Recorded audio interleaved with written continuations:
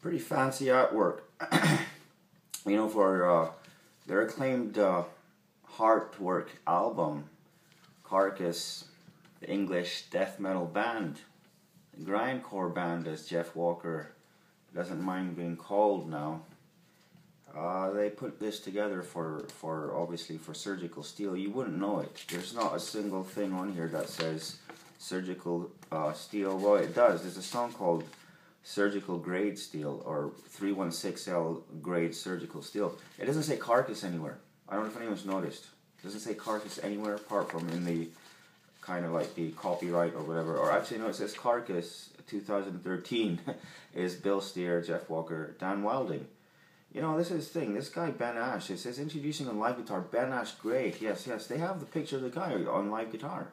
What you got to do, instead of listening to me ramble on about something that you should be have your own opinion about, in a sense, you should go and just go to your do it right now. Seriously, if you're on your iPhone, put your damn finger on my face and go, whoosh, and I'll fly into the side or center or corner of your screen.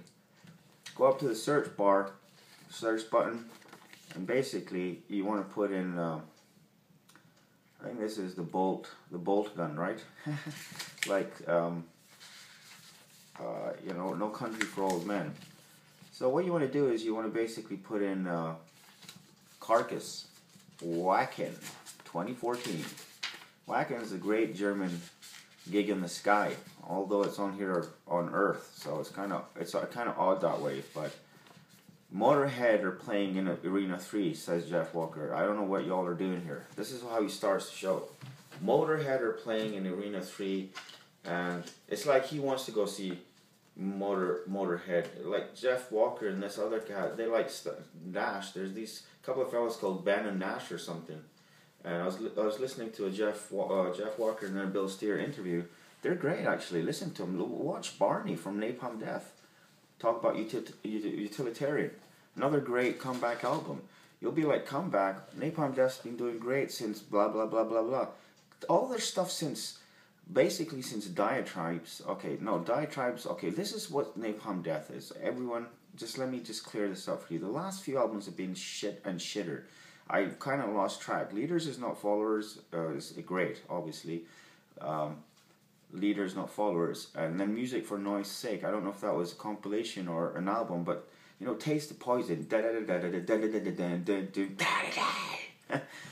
And then When All Is Said and Done. You know, When All Is Said and Done, to me, the first time I heard it, it sounded like a pop song. I like it now, but Utopia Banished is like the necrotism for Napalm Death. Utopia Banished, and then Carcass is necrotism. I mean, people agree that Necrotism or Heartwork, one of the two, are the greatest albums ever. Same here. Utopia Banished, and basically freaking Harmony Corruption, man. Harmony Corruption. See, the death metal folks, they're doing something that other people don't do, which is innovate, create, do all kinds of weird and different stuff. It sounds like noise to me a lot of the times, but it's great noise, and it's progressive, it's got different riffs, and they have different little licks and flavors. But Barney's talking about, for instance... And by the way, I'll get to this album in a sec. I just told you what to do. There's no fucking point in me talking about it. You might as well just see Jeff Ash play live. He's really good. He's really good. He's got Jeff Amott's solos hammered down to a nail. Ben Ash. So, somebody I was listening to talk about this album basically said it was like necrotism.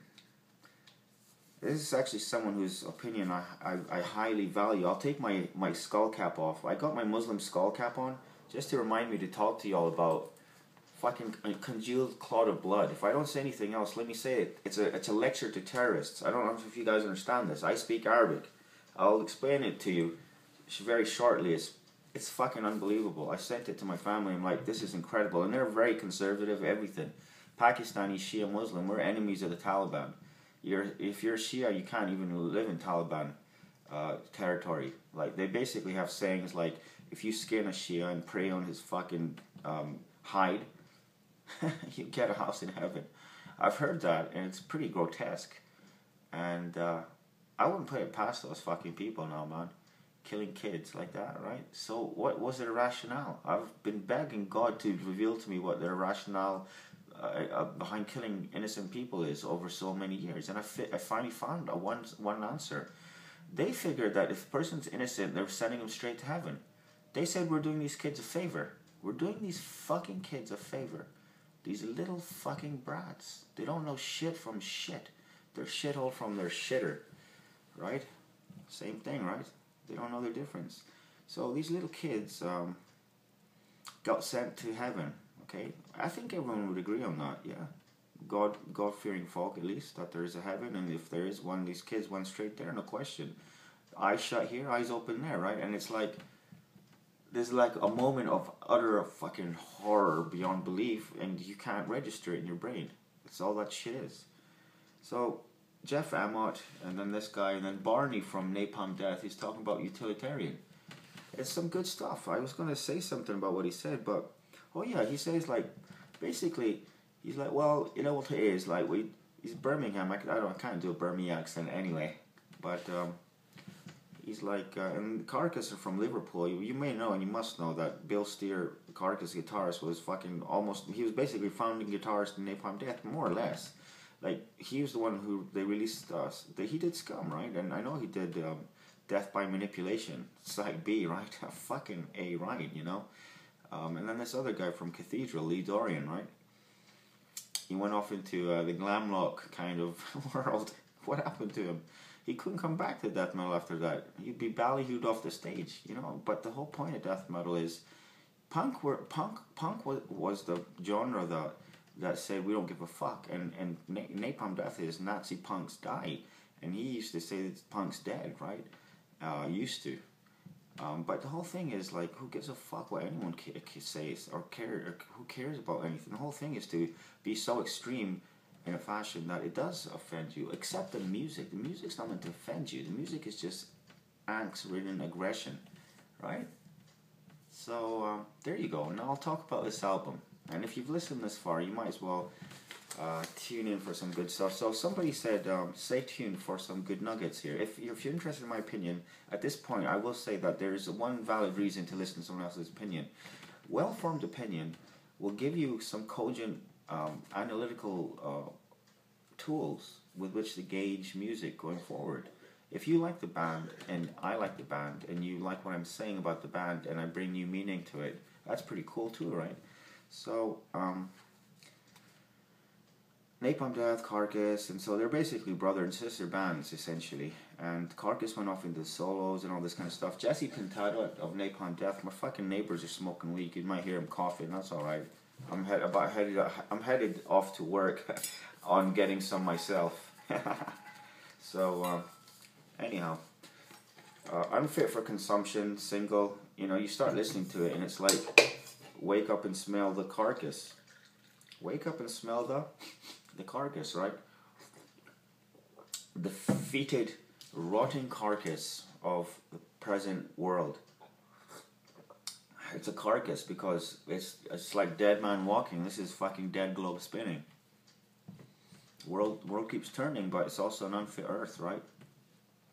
Anyhow, Thrasher's Abattoir. We're talking about bands like Anthrax, I guess, who I love, and this is basically a meat machine to slaughter bands like Anthrax. Master Butcher's Apron. He's talking about I pay homage, or he's like, I raise my glass to those who served in the East India Battalion, he says, or the East African Squadron. It's incredibly weird stuff. It's imperialism. The Master Butcher, I'm imagining, is the warmonger, the warlord. And the Master Butcher still wets his knives. We're not at war, but remember all this shit happened, and he's paying homage to the people who under the noble ideal of patriotism and loyalty. I dig patriotism. Prophet Muhammad, peace be upon him, used to open his shirt and point it towards and go towards from Medina. He'd say, I feel the air of Makkah coming. The air of Makkah. He used to open his shirt like that. Can you believe that? It's pretty messed up, right? For people who don't understand nothing about nothing.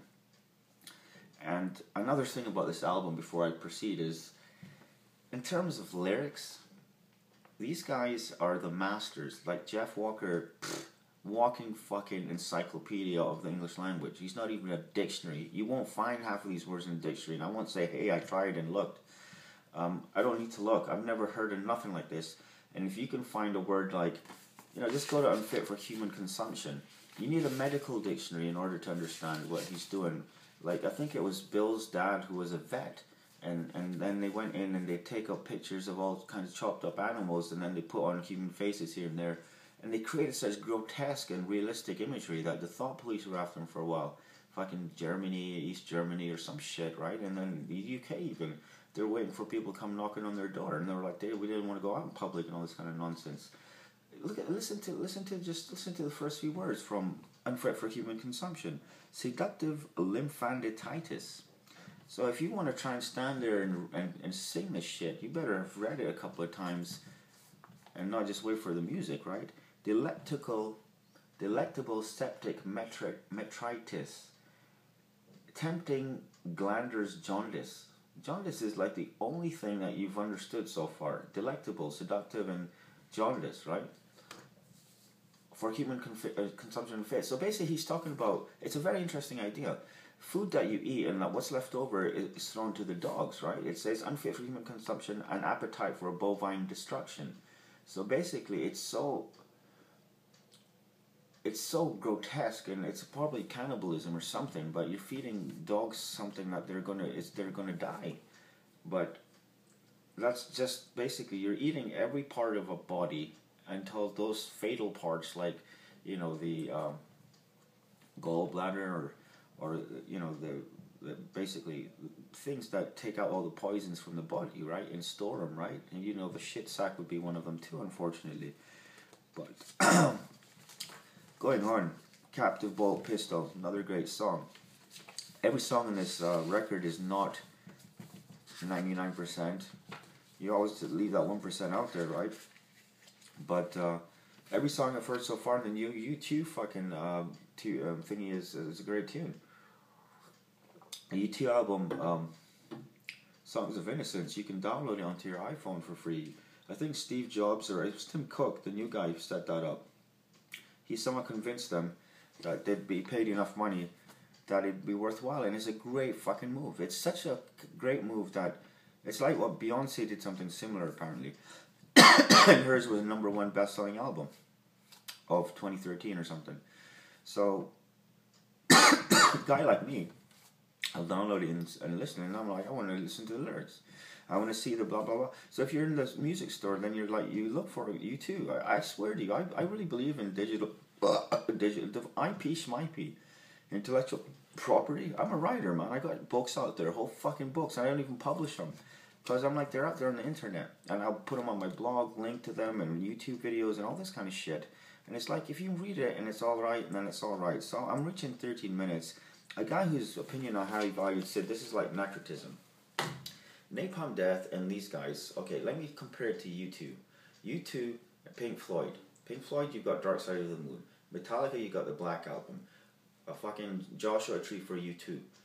Any band has the album that they build up to and then head down from. It could be their first album. You take a Pearl Jam, or you take a Nirvana. Although, you know, Nevermind was not their first album, but really the first, I don't know what to call it, like, because they had Bleach, and that was fucking awesome, right? Anyhow, I'm done here. Like, you're not going to see anything from necrotism in here, or pre-necrotism. You will see a lot of hard work, and thankfully, for most people say thankfully, but I think Swan Song was great, but thankfully you're not going to see much Swan Song in here at all. It's not a rock album, as Jeff called Swan Song.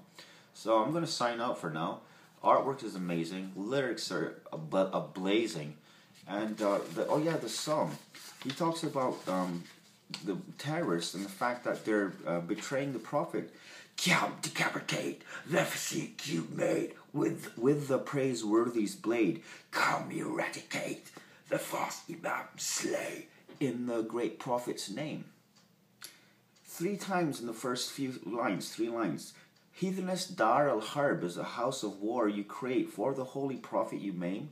Man, that's exactly what I tell people. Rahmatullah Alameen, says the Quran, mercy for all the worlds, Prophet Muhammad was. There's only one description of him throwing dust once in a war, and that's all he ever did in the Quran. And you look at all the traditions and whatnot. And anyway, I'm done. I gotta get going. I got some more fucking sales and marketing vids to make, folks. And if you like it, if you like this, just let me know. I have no problem talking about some other shit too. Take care.